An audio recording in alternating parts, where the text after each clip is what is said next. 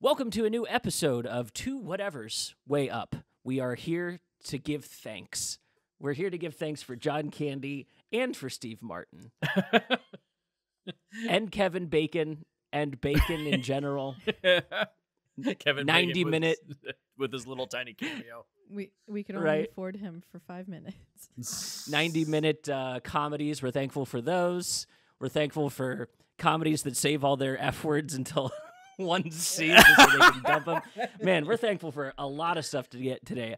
I'm joined by Jesse Fresco, our professional cynic. Hello, I'm here. Happy Thanksgiving.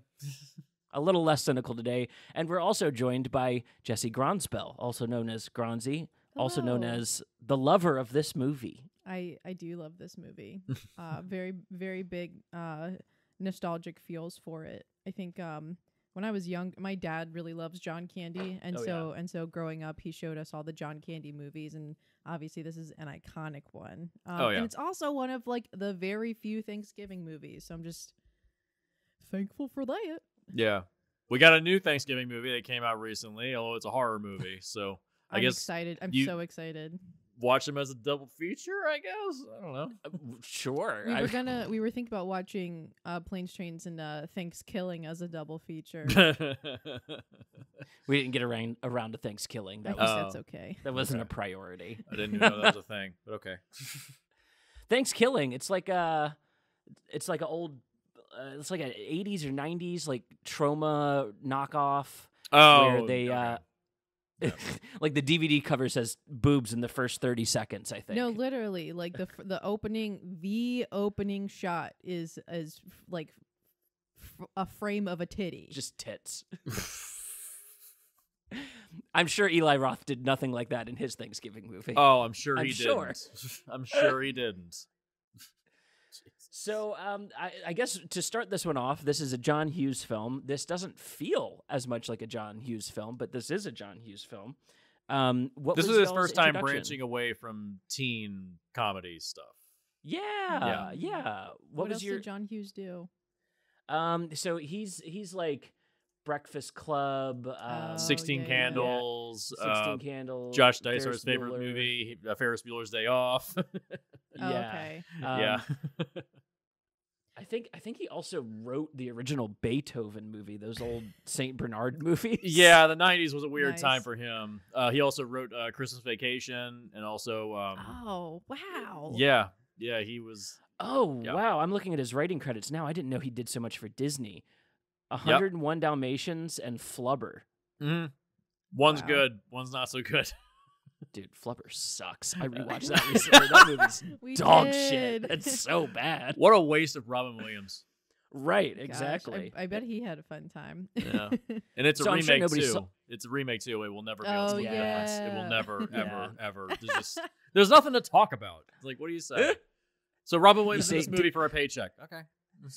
Danny Elfman threw his whole elf pussy into making that song for the middle of the movie, and that was it. That's my upside. Jesse, how do you know this movie? Obviously, I don't think any of us saw it in theaters. Which but, Jesse, you have two of them here. Oh God, you're right, Gronzy. It's fine. if I turn this way, it's because oh man, I should flip my camera. I'm actually pointing towards Jesse. I'm putting my hand into that camera. No, yeah, I can be Gronzy. I can be Gronzy during this episode. Yeah. So no, yeah, definitely did not see it in theaters. I looked it up. It was released on November. It was the Wednesday day before Thanksgiving in 1987. So So today not- in 1987. Is today the 25th? No, No, it's it's the 22nd. 28 seconds. 22nd. Yeah. Got it. I think. Oh my goodness. Anyway, yeah, no, I sometime in my childhood, my dad it probably showed up like on some sort of cable network, and my dad was probably like, "Oh, it's a John Candy movie. We gotta watch it." And so yeah. So no, I saw it when I was younger, and John Candy movies have just always stuck out, and so it's I don't think it's like the best movie ever made, but it's and it's I compared it to Uncut Gems in the sense that it's like Anxiety the movie. Uncut Gems, not the movie I thought we would have brought up. Yeah. Reference to planes, trains, and Uncut automobiles. Gems is tears more anxiety inducing, of course, but it's like it is. I think these kinds of movies are not only like they're funny, obviously, but it is painful to watch. It is just like I feel the pain of like the secondhand embarrassment or the secondhand frustration or just like every fucking thing that keeps going wrong, and it's just like, God damn it. When will this end? Was the 80s like so insulated that they needed these kinds of movies to feel like, like Yes. Because I watch something like this and I'm like, I don't know, I'd probably just kill myself. Like Yeah. I don't think I'd make it to the exploding car part. I mean, like Personally, everyone just unloading all their anger and bullshit. Like society is, you're dealing with the Reagan era, and everyone's dealing with Right. lots of excess, like the excessive amounts of Americana. And you see the best scene, of course, in the movie is when he goes back to get a new rental car. And on how many F words did he drop there? Oh Like my god, 20 in At a least row? 3. Yeah, at least 2 dozen. Yeah, it's probably the best scene. I always have a Mandela effect whenever I watch that. Because Ooh. I always thought that the way she responds was and she goes, "Oh boy," and he's like, "Oh boy, what?" And she just says, "You're fucked." I always kept thinking she said, "I guess you're fucked." It's like, that just sounds better to me. I don't know why that's stuck in my brain for some reason. Maybe it's an alt take that got used in like a trailer or something. Maybe a TV edit. Yeah, TV maybe a edit or TV something. edit. I Yeah, could see that. Could Yeah, be. because this is like a tight 90, and they may have just had to pad out a little bit, like add a few seconds here and there onto scenes, and they pads it out Right. for a better runtime or something.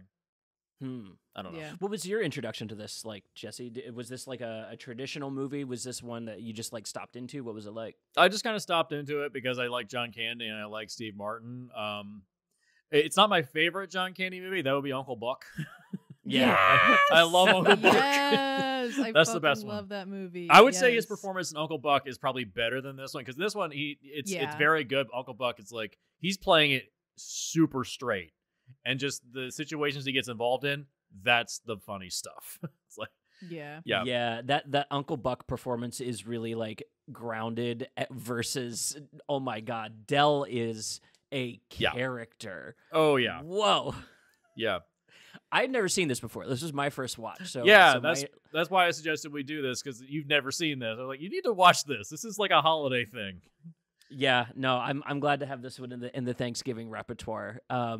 Like some of it has aged like so terribly poorly, but it's aged in that like 80s way where I'm like, yeah, a lot of the 80s looks like this. There's like, there's just some stuff that can't help but be a little raucous now, but I kind of like it's hard to not dig something that's aiming to be exactly what we ask for on this show. Mhm. You know what I mean? Like take one great premise and run it all the way out for 90 minutes. Don't make it 2 hours. It's really I really dug it. I had a good time. Yeah, it was really funny last night when I the first motel they stop in is the Braidwood Motel, and I went on Google Maps and I looked up, is this a real place?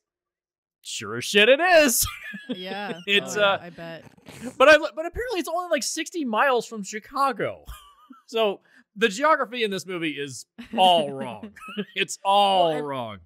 They're also really not trying to tell you how much distance they're covering at any given point.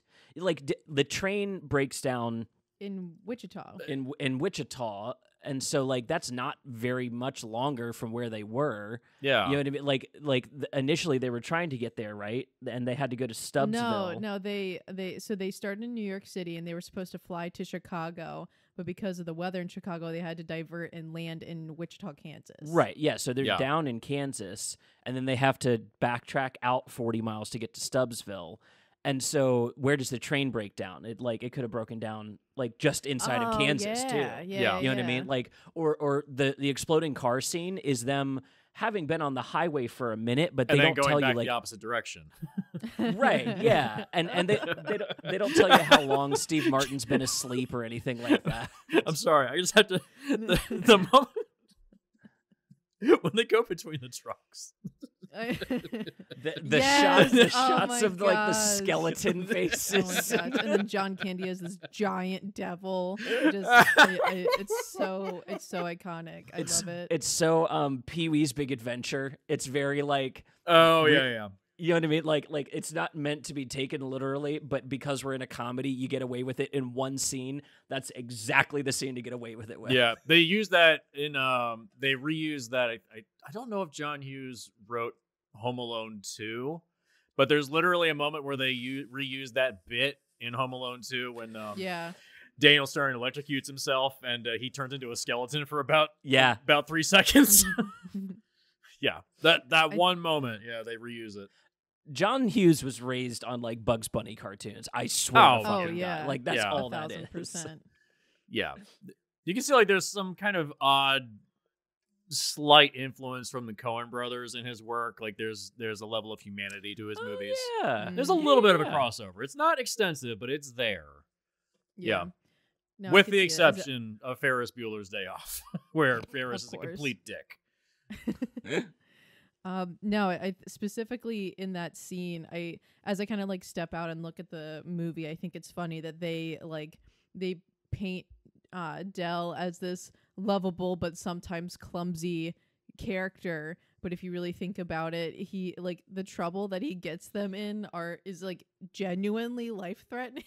Oh, yeah. And so He almost And kills so- him like what 3 times, something like that. yes, like it just, and then the fucking when he gets his hands stuck like on the fucking On the car car. chair, and he's too much of a fucking like nice guy, I guess, to wake Steve Martin up so that they don't die. It's just like there are just some times where like it's like, oh, he's just this lovable guy that sometimes gets, in the wrong place at the wrong time. It's like, no, this fucking asshole like would rather let this guy sleep than save their life. I don't know. It's like, Oh yeah. it's just shit Yeah. like that. Well, and like It was the 80s. well, those kinds of moments are like this is a very emotionally told story. Yeah. I noticed there are like 5 or 6 like long holds on Steve Martin's reactions to things. Yeah. Like when they get out of the train and he's looking across the field of people and he sees Del dragging the thing by himself. It's just like a 20-second long like.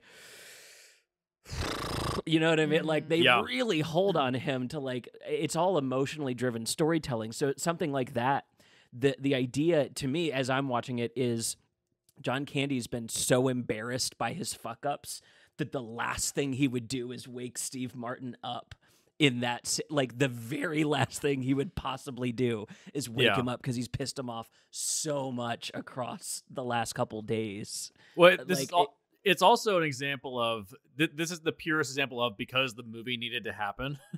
Of Oh, course, yeah. Like he could just stop the car. He Right, could literally right. just stop the car. He could pull over. And he could. pull It never over. even occurred to him. It's like he could just press the brake and stop the car. He doesn't Slow do that down? because Yeah. we want the joke of when they turn around to go in the opposite way on the highway. Of Right. course. Well, and Yeah. also like there is that ticking clock from the beginning of the movie of like, will they make it there in time for Thanksgiving? So something like stopping and taking more time to do that risks pissing off Steve Martin again. You know what I mean? Yeah. Like you can almost see how every decision would be the wrong one. That's Del's curse. Like he's just cursed. All decisions are the wrong one for him.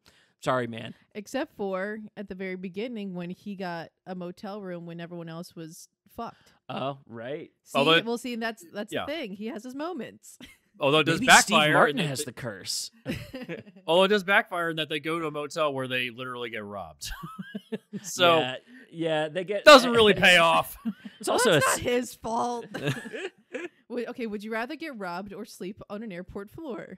Sleep on an airport floor. Yeah, Yeah. I've slept on enough airport floors. Yeah, I've done to it. do It that. sucks. $700 fucking dollars. Yeah, I guess I'd rather sleep on an airport floor than get robbed of $700 in cash. Oh. Especially back then in the 80s. Yeah, dude. Like that was a lot. Right. Today, that's like over 1,000. Yeah, That's a Oh, yeah, lot of yeah. money. Yeah. It's a lot of Yeah. money. So yeah. Oh, Damn. gut check. It just walks around with it. That's the other thing too. Like Jesse, you're pointing out the excess of the Reagan era. That is the movie's, I think, real antagonist is trying to take things away from these two characters. Yeah. As it like systematically, it's like, all right, you have no cash, you have no credit card, you have no transportation in the sky. Now you have no transportation on a train. Now you have no transportation on a car. Like everything is systematically being taken away, and it's. I love what he's trying to say there. It's like you guys would fall apart without all these comfy societal things. You would you would implode.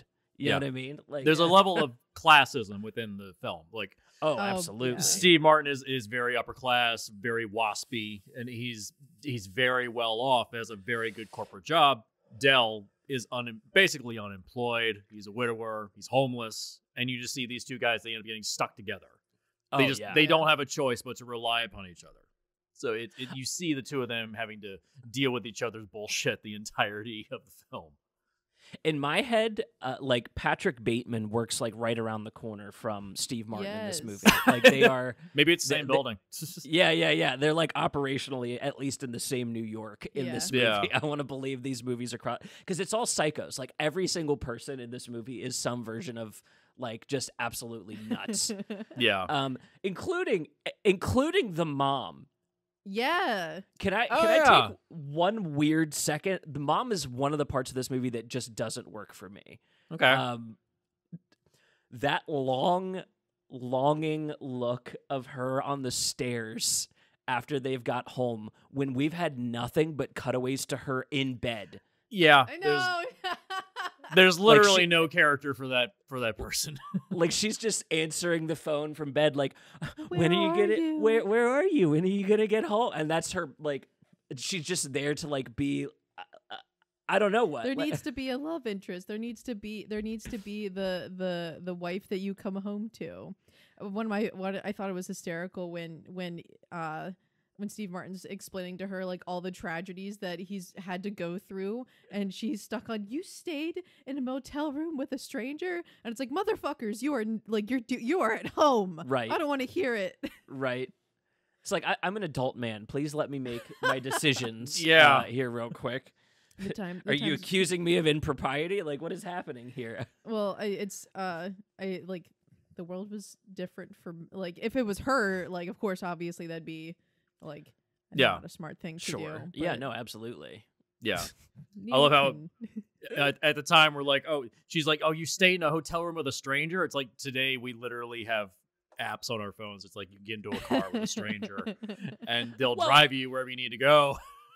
Even at that time, like hostels in Europe have been like those are old societal standings. We just don't have them here in America because we're real Puritans and we don't want people to see our junk. That's it. Like hostels and like shared living with strangers, it's just normal to assume strangers will be normal people. Like that's an okay thing to assume, especially in the 80s. Yeah. Although hostels have been ruined for me thanks to Eli Roth. Thank you. Oh my God. Yeah, very true. One of the most xenophobic movies ever made. We're at 2 Eli Roth references for this episode, guys. How many more do you think we can squeeze in? What could we squeeze in? Well, no, it's got to happen organically. Yeah, it's got to I'll figure something organically. One thing else I love about this movie is like the distinctly 80s soundtrack with it. The like synthy and the rocky and the or the I just love the 80s. I love 80s music, and so I feel like it just like as soon as I didn't know what year this movie came out, but then I heard the soundtrack and I was like, it had to be sometime during the 80s. Oh yeah. Some of the synth parts are maybe a little too much for me. Oh yeah. But otherwise, yeah. This is very classic 80s John Hughes score. Yeah, this was 87. Yeah, the music I think it doesn't work for you is the music that plays when they get the car. That ding ding ding ding. It sounds like a comedy music. God. Yeah. No, I know exactly what you're talking about. It was uncharacteristic, but I think it was to point out like, look at how silly fucking Neil Luke's having to walk through the snow on the side of a highway. Isn't this funny? Isn't it funny how he almost dies right then there? Also, that was almost identical to the ending of Talk to Me. Like, oh yeah. I still haven't seen it yet. Without ruining anything, in the finale, one of the characters falls off of that like grassy area next to an overpass down into the highway below, into a very unfortunate situation. Oh. And so as the scene's playing out, I was like, oh no, Steve Martin's gonna get hit by a car. Gosh, and guess who it is? Whoops. Del Griffith. Oh, Jesse's frozen. Can you hear me? Fuck. Oh, okay. There Yeah, you we came can back. hear you. There we Just- go. Yeah. You That was paused out weird. for a minute. That was weird. Oh well. It's all good. Yeah. Damn. So, what was it like? Why is this a classic for us? Is it just because it's Thanksgiving and we don't have anything else? Well, like when I brought up we were doing this for Thanksgiving, everybody that I've talked to is like, "Yeah, the only Thanksgiving movie." Is that like? Are we really that stuck for Thanksgiving things to watch? Is it all Harry Potter now? Well, when people think of Thanksgiving, they think of like having to deal with your goddamn parents and Family. yeah, and family and all that crap.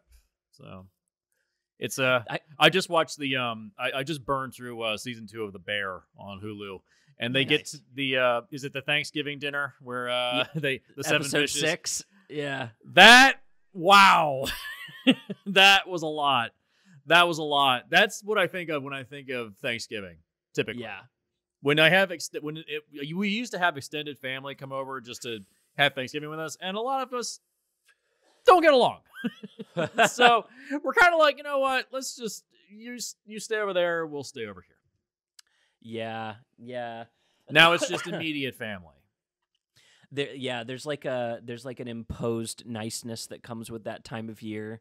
It's like, Yeah. oh, you have to Yeah. be understanding of everything. Which slowly breaks down as more alcohol gets introduced throughout the evening. Of course. Right. No, Yeah. I think part of the novelty is that it is one of the few Thanksgiving movies. Charlie Brown. No, you know what? There are Thanksgiving movies. Yeah, you know? I'm not I- clamoring to watch a Charlie Brown movie That's- at any yeah. point in my life. No, Just- yeah, I guess like I think Yeah. there is just a novelty of it being one of the few Thanksgiving movies. I don't think it's like I mean, it is a classic movie, but it's not like you have to see it because it's like the Yeah. Thanksgiving movie. Well, there's like almost no Thanksgiving imagery in it. Like there's no Thanksgiving decorations in any of the cities they go to. Like It happens There's at the not- very end when he's having his little like when he's on the train. That's the very end of the movie where they even Yeah. show anything Thanksgiving related. right. the lady at the lady at the car rental place. She's talking about She's talking She's about talking about Thanksgiving. Yeah. Just as a reminder. Yeah. Well, I guess throughout the whole movie they do say we got to get you in time for Thanksgiving dinner, or like Well, it's also like unseasonably snowy for that area for this time of year. So I wonder if they shot this in like January and then for like a Thanksgiving release. You know what I mean? Like I can it's see like a that. just after Thanksgiving movie. I Well, wonder the if planet it's- also used to not be boiling hot, so we get snow at various that's times. true. Of the year. Yeah, no, it was believable. Damn. Chicago being snowy Damn. was believable. Yeah. Sorry to be the old one on here, but there used to be a time when snow existed, and it was really great. Shut the fuck up! Shut the fuck up! filming began in February and So lasted it makes- 85 yeah. days. Yeah, that that's makes like the sense. coldest time of year for Chicago. Well, and also that's why none of the cities would have been decorated for Thanksgiving. Oh, at any point. yeah. You know what I mean? It's like Yeah.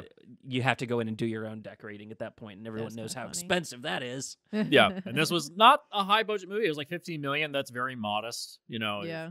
For what is essentially a road trip movie where you have to be on the road all the time. So Yeah. so yeah, that's pretty modest.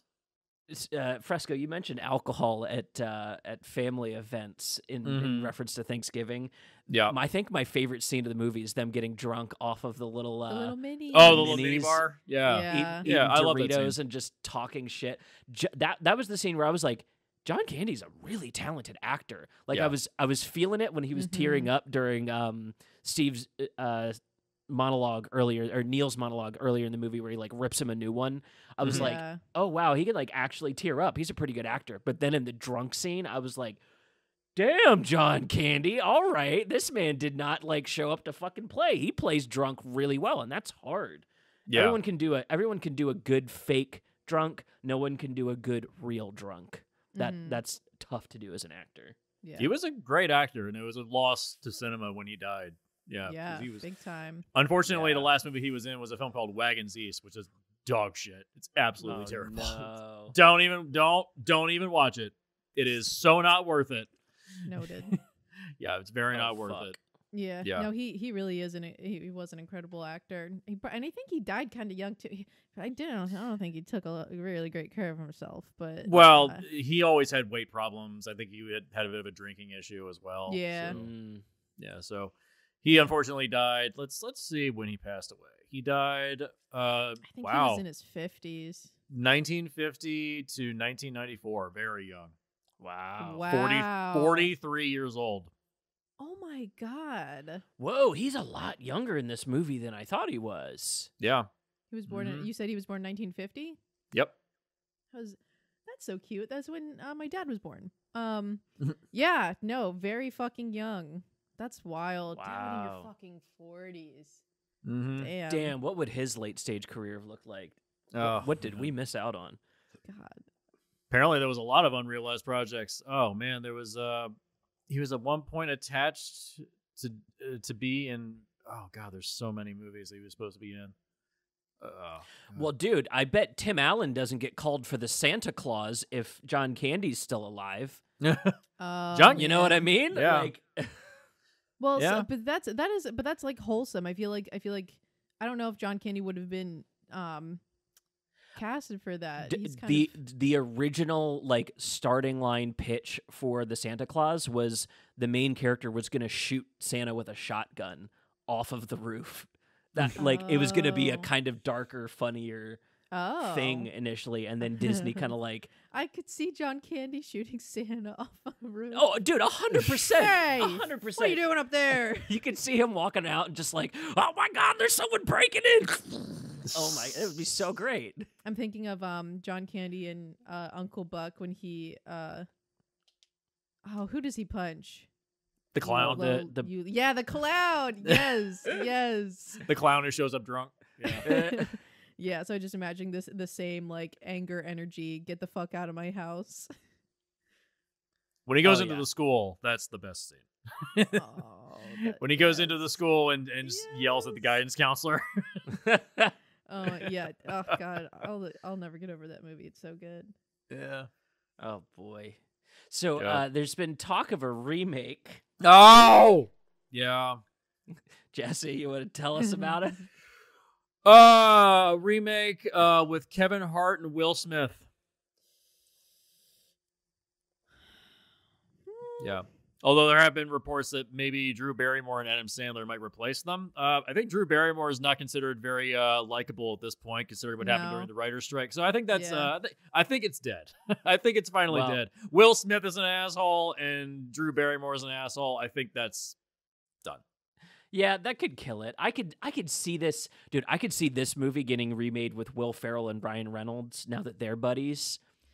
Ooh. I like Will Ferrell, Ryan Reynolds team up to do like a road movie, like in the spirit of Planes, Train. You know, like it doesn't have to be an actual remake. I don't think. I honestly, I wouldn't think an want it to update be. is a better idea more than a remake. I would want somebody that's more like irritating, like a Josh Gad or something like that in John Candy's role. Oh man. Oh, I hate That's- Josh Gad. Do I'm you not, really? I'm not a fan. Really? I I hate James Corden. I hate that guy. Okay, yeah, no, Yeah. he okay. Let me redefine. I hate James Corden. I'm not a fan of Josh Gad's acting. Okay. I don't have any issues with him as a person. I just yeah. I don't. Oh, I got it. Zach Galifianakis. Ooh. Yeah. That's basically Due Date. Like you're essentially Oh, pitching Due oh. Date at this Damn point. it. You know what? Due Date is just a remake of Planes, Trains, and Automobiles. It is like that is Basically, Yeah. yeah. And then what was the movie Old School? Is a remake of Animal House. Yeah, that's right. Like for those that don't realize, what was that guy's name? Is it Todd? Who's the director? Who's that director? Todd Phillips. Todd Phillips. He's kind of a hack.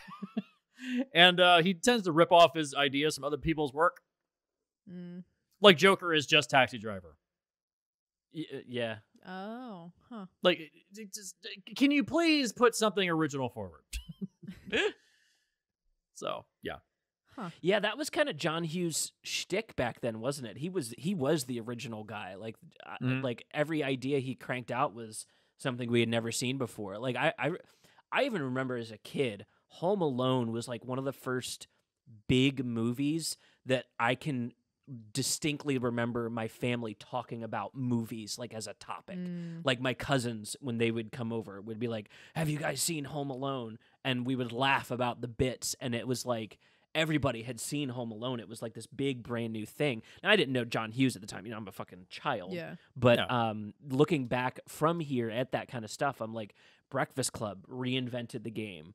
I'd say Ferris Bueller was pretty iconic too. Ferris Bueller, another like huge reinvention. Like everybody's copying Ferris Bueller after that comes out. Breakfast Club, iconic. Yeah, like there's just he's so easy to ape, and it just because these are such unique movies. Like what a unique setup. Can you guys hear me? Movie. See, I wouldn't believe in a Planes and Trains remake. Actually, I could because Hello. one of the things that I noticed throughout the movie, every time they ran into some sort of hiccup, I was thinking to myself, like, this would be so different today because of how technology has changed. Like how when Neil didn't have his at the fucking car rental place, Hello. he didn't have his. We're he didn't back. have his. Oh damn! Oh my god. Is this us? What is happening to Discord? I don't know. Connection problems. Oh damn, this might be us. Oh no, our internet just went down. Oh.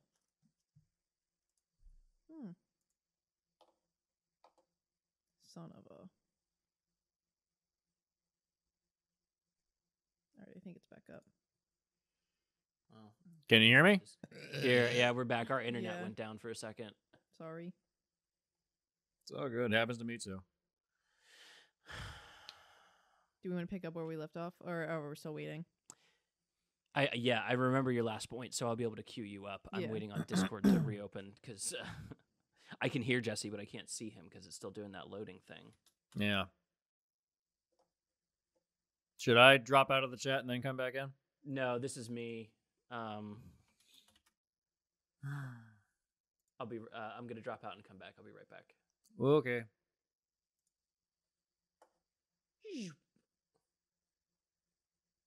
But I'm still rolling.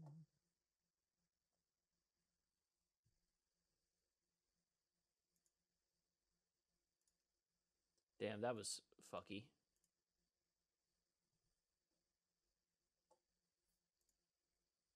Okay. Back again? We are back. Sick. All right. I think we can. We'll. I remembered what Jesse's last point was, so I'm gonna cue that up, and we can jump off from there. Jesse was talking about how it would be different now. Yeah, technology would kind of change the plot in a remake now. If you want to. Yeah, restart. yeah. Oh, So, yeah. I was, yeah, because I was thinking when Neil was at the car rental place and he didn't have his paper receipt, and for that reason he was totally fucked out of his reservation. Yeah. I'm like- Today that would be on his phone. You'd get you get like a message on your phone, or they would just have a copy of it. They would have it. Yeah, they would have the reservation right there. Yeah. So it's shit like that, or like having to like call different places or airline, just like all the different fucking things that they go through. They'd have to adapt to modern times, and so it's funny when you initially said like a Kevin Hart and Will Smith. I'm imagining. So okay, I guess in this instance, Will Smith would play Neil, and I would imagine Kevin Hart would play Del, because I'm imagining Kevin Hart is like the more like obnoxious or charismatic. See, I feel like the two of them is just terrible casting in general because they're both like present cool guy. Like like one of them has to kind of grenade jump and be a Del type. I think Kevin Hart is funny enough, but I don't think he's like obnoxious and shitty enough. Oh, he's obnoxious. It just doesn't come. He just doesn't come across as kind of like that annoying. character. Like, he's not wholesome and like lovably obnoxious the way John Yeah. Candy can be. You know what I mean? yeah. I mean, I'm having a hard time figuring out who would play the Steve Martin role. That's a tough one. Yeah, Oh, it's gosh. like I feel need- like that could be a little bit more easily filled. well, and also Maybe like just a shot in the dark here, like a Michael Fassbender type, just somebody completely out of Yeah. left field that would never fit into a role like this and would never say yes to it, but it'd be kind of funny. Yeah. Okay, I could see that if you paired him up with somebody that was equally like stereotypically perfect. Like if it's Michael Fassbender and Seth Rogen, I'm in. I'm so in. You know what I mean? Just Yes. like what is that pairing? Oh my gosh. Yeah, and so I'm just imagining whatever pairing it is having to like, but like I'm imagining. I was watching the movie and I was thinking to myself, all this is like really funny and relatable to boomers because they've lost their receipt or they've fucking whatever. And so today I'm thinking how does this relate to like Gen Zers or millennials trying to travel and I think about how like when we were flying how Lexi like couldn't pull up her boarding pass on her phone and so but again even that is quickly solved by like go to the customer service desk. It's just like they have to come up they have to come up with shit, you know? Yeah. You have no credit cards. You have no cash. Can I Venmo you? Yeah, dude. Like, just you gotta Right. Just right. Yeah, that's why it's difficult to do a remake and why it's kind of pointless because everyone just be like, why don't you just Venmo the money to the hotel? You can do that. You would have to literally like drop your phone in like a river or some shit. Yeah, we have to get rid of their phones. We have to get rid of their money. I'm thinking you even have to set it in a different country to make it the like hump that much higher to get over. Yeah, he's trying to. He's like in like Hong Kong or something, trying to get back to Los Angeles or something. No, I would do something like he's in Cancun and has to cross the Mexican border back into America. Ooh. Oh God! like set it like just out of reach of America that it feels like they could get there at one point in the movie, but like I feel like that would be the version that makes the most sense. Being stranded in another country, especially if you don't speak the language, that's like way more hurdle to get over even modernly. Yeah. No cell phone to use like Google Translate. You could have him like using Google Translate for like half the movie, getting some good progress, and then break the phone in the middle, and it's like, all right, sucks to be you. Ooh. Or the phone gets stolen or something. Oh phone yeah, gets stolen, yeah. or Google Translate translates it just barely wrong so that it gets them into a fucking pickle. Like I think that's funny. No, that would be great. You'd have to get like a Spanish language writer to like write something that could be misinterpreted Exactly, one way or another. Well, Google Translate it's not perfect, Oh, and yeah. so it's so easy to fuck up words, and so like if there's like a Spanish word that like means or like one with an accent, one without an accent means two totally different things, Right. and it leads them into like the the next shenanigan, you know. Yeah, I could see that. I still very functional. Like we're going to see more movies like that. I mean, we're Travel movies. yeah. Joyride, that new one. Yeah. That's basically planes, trains, and automobiles in Asia. Oh yeah. They try to go overseas to Japan. Yeah, that's right. Okay, yeah. They have try to travel as like a K-pop group at one point, and it's, That's right. again, like you just have to reinvent the situation. I guess if you're doing a direct reboot, I'm trying to figure out what it is you have to keep to like make this a direct reboot and not just another road movie. I mean, do you think it would have to be in relatively modern times? I feel like it would have to be if you're like, I guess it wouldn't have to, but I feel like it'd be boring to remake one like It's way more expensive to set a movie back. Oh, Yeah. God. If we're stuck with a $15 million budget, you know what I mean? I'm probably blowing all that to get my my leads in. Mark Duplass and Ooh.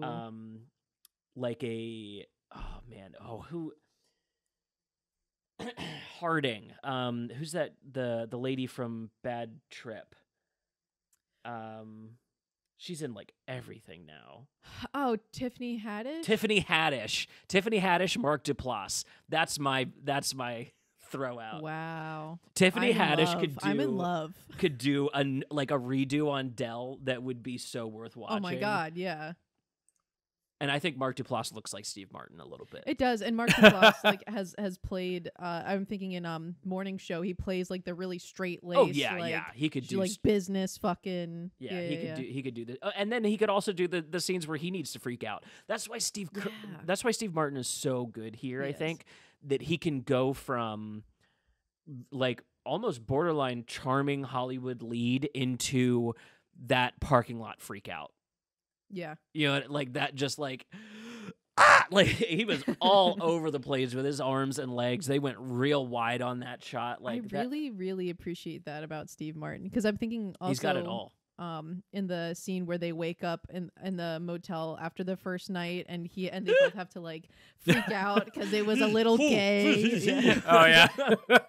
And so the physical humor. Why did you kiss my ear? Why are you holding my hand? That reminds me of the thing I sent to you last night, where that's that screenshot of when they get out of bed and there's the two handprints on the wall, and it was like, oh, it's that kind of motel. Okay. Yeah. Oh man, I didn't even notice that. That's hysterical. Oh yeah. my yeah. Oh, it definitely was. The vibrating bed is the giveaway. Like that is. I thought that was a reference to National Lampoon's Vacation, because they have the vibrating bed sequence in that movie where it goes completely ape shit. Which is also a sex motel joke in that movie. Like the yeah, idea is like he took his family to a sex motel. Yeah, the worst place you could take them. Jesus. Hell yeah, God. Sex motels, guys. Listen, got to make your money. Yeah.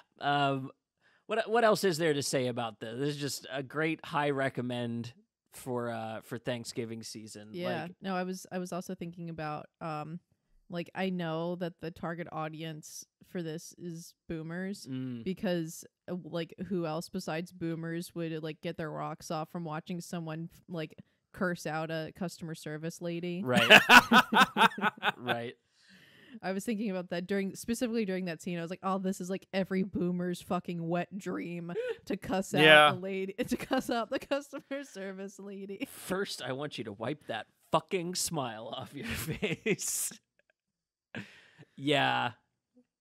Because like every I feel like a lot of people in the audience today that are like Gen Zers or millennials be like, oh, that's horribly offensive. It's like, reminds me of that, remember when we did the airplane episode on Split the Difference first season? Oh, and, like there was that podcast where two 15-year-olds were complaining about how Airplane isn't funny anymore because it's horribly offensive. It's like, did you not realize this was not made for you? Yeah, no, I see that. I was thinking about that too. If like this movie were remade, like how much would it land to have one of the characters bitch out a customer service person? That's it. Like you can make anything work. Like I agree. In real life, it is a great idea not to cuss out minimum wage workers behind a desk. That does make you look a lot like a dick. Especially at holiday season. They're already under enough stress. Right. However, I've also run into some abhorrent retail workers that deserve to get screamed at. You know, like people that just probably shouldn't have rolled out of bed that morning. Like I've run into those kind of people, and if you can set them up correctly in your movie, you can make it a cathartic, like, even though I know I'm not supposed to yell at this person, I'm going to because of what they're doing, and I must. That could still totally play. Yeah, I can totally see that. Yeah, thankfully, this is a two-guy movie, so like even the waking up scene is like, I could see somebody today reading that as homophobic. Yeah, and I would be like, I think you're thinking about it too hard. I think that situation is like just kind of flat funny in that like they didn't know they were going to wake up like that. There's implying that they fucked the night before. Yeah, they're strangers and they were touching each other, and that's weird. You know, like that's it. If you stop right there, the joke still works. If you want to read it homophobic, sure. Yeah. But like, I think you're reaching if you have to. I can no, go ahead. Yeah, to all Gen Zers, please stop being offended by literally everything. Please, you've got to stop. It's getting annoying. If you wonder why people on the right hand side say that Gen Zers are really get offended by everything, and they're they're a bunch of weak sauce human beings. Well, you're giving them the ammunition to say that. Right. Please stop being offended by literally everything. I remember people saying something similar to me when I was young. Like the when I was in college and high school, it was everybody's a pussy and everybody's offended by everything now. I can't make my Al Qaeda jokes. And it's like, I think personally the takeaway is like, choose your battles. There are some things that are just not worth like the internet.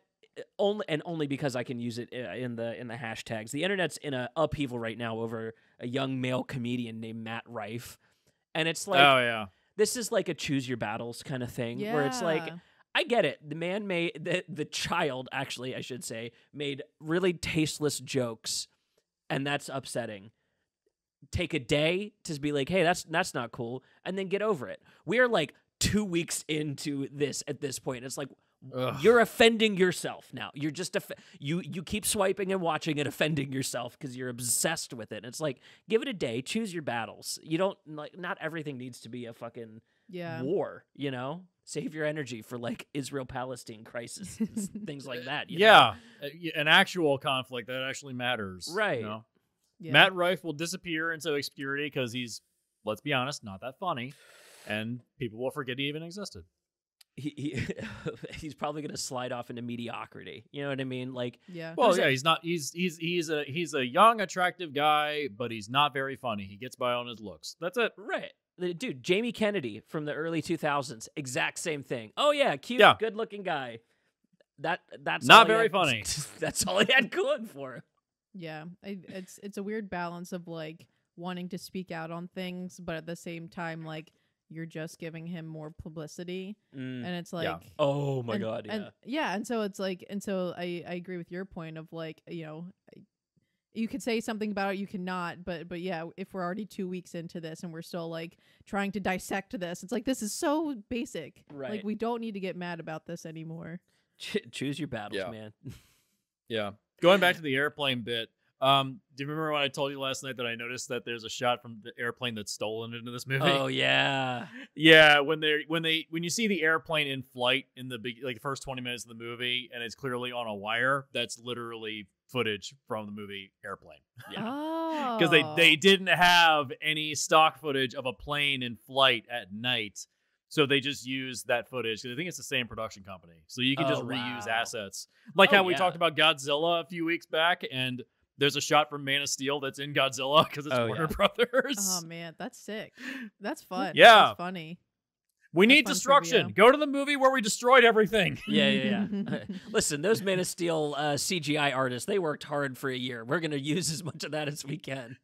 Do they get paid another check because of that, though? Damn, you know, right? Mm-hmm. They probably don't get paid. Probably I didn't want to be cynical, but we'll let Fresco be the cynic here. They make it so easy, though. No, I know. I was going to say the realist, too, though. Well, and like that's the understood thing. When you work for a production company, you are producing for them. The things you make are for them. That's why you have to really shift things in ownership, like actors' rights to their own appearance and things like that. And that's why special effects artists need to unionize. Yeah. Yep. No, absolutely. Yeah. I don't know if I have much Thanksgiving more else movie. to say about It's a fun movie. Planes, It's Trains, and Automobiles. It's one you can watch with. I wouldn't say the younger members of your family at all. He was going to jump on it because there's a lot of jokes that would probably go over do I have to be everyone's positive? And I was like, yes, this is the positive show. Damn, doesn't like it. Hello? He's not a fan. No, that's fine. Lose you guys again. We lost Jesse again. God damn it.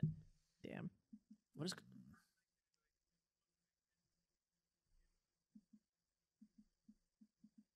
That's got to be us. Damn. I wonder if they're working on the internet out there. They shouldn't be.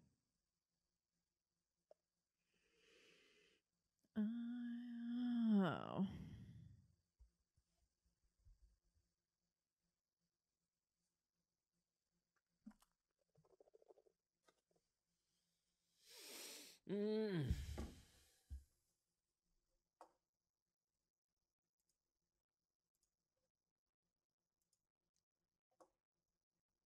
Maybe it's Jesse this time. God damn it. Yeah, I think I still have internet.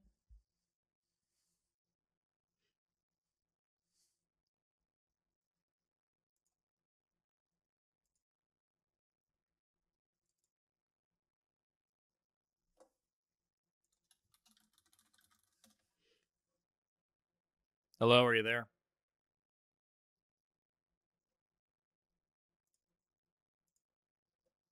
God damn, dude, what the fuck?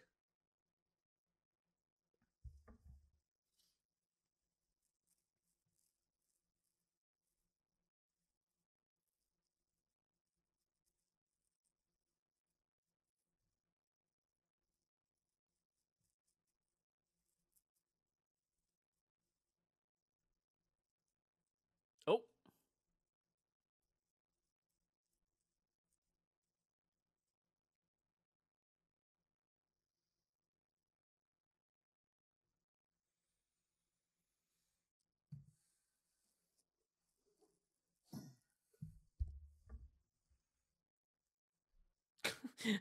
Now his internet died. Give it a sec. Dude, Oh, damn. we're on two different sides of the country. How does this happen? Countrywide Wi-Fi fucking. Jesus.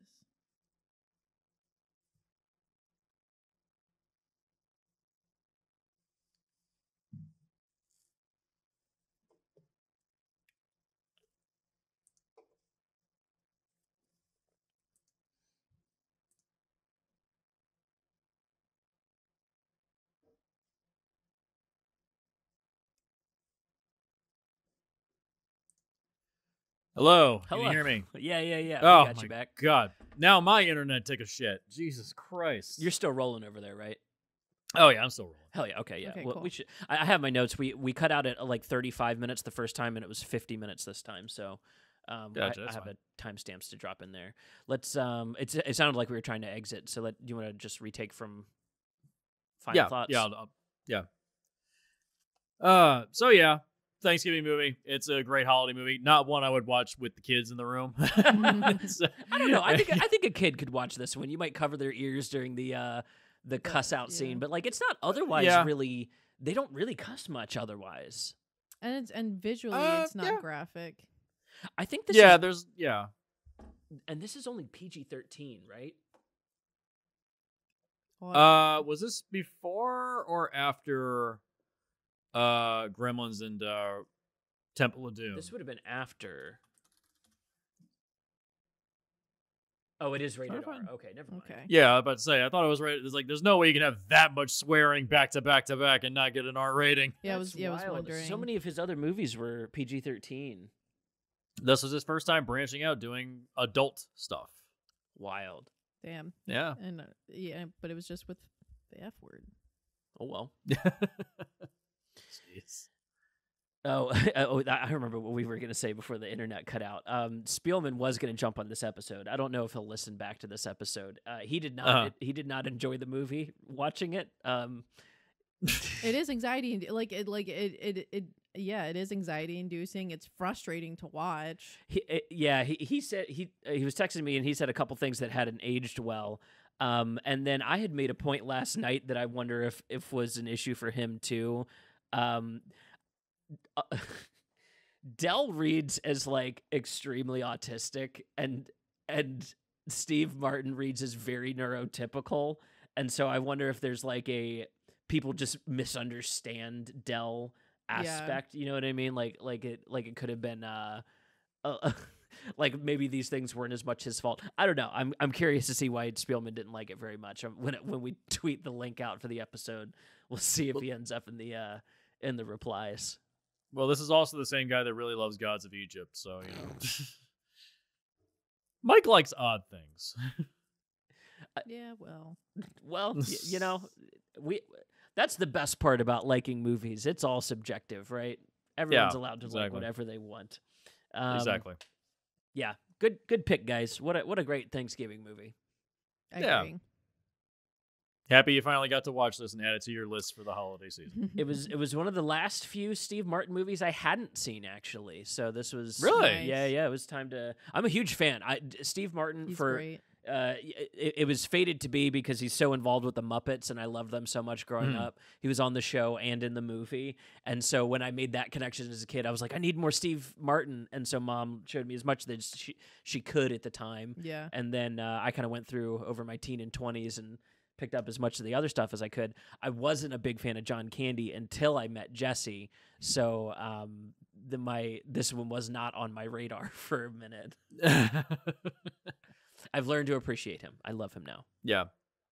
Yeah. Isn't Only Murders in the Building going for one more season? Then they're wrapping it up.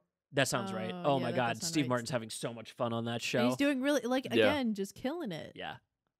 Yeah. I think he said he's retiring after that show. He's Good gonna for do it. him. He's had Yeah, white hair he's- since the 80s. Yeah. Yeah, he's always looked like an old guy. He's always looked like that. Yeah. Well, He and John seasoned. Carpenter, they've always looked like they're old men. Yeah, dude, the set photos from Halloween, even in the 70s, I'm like, yep, that's John Carpenter. Yeah, that's that guy. Looks like that now. Yeah. Well, do we have another two whatevers lined up? I don't know what our next thing is to chat about.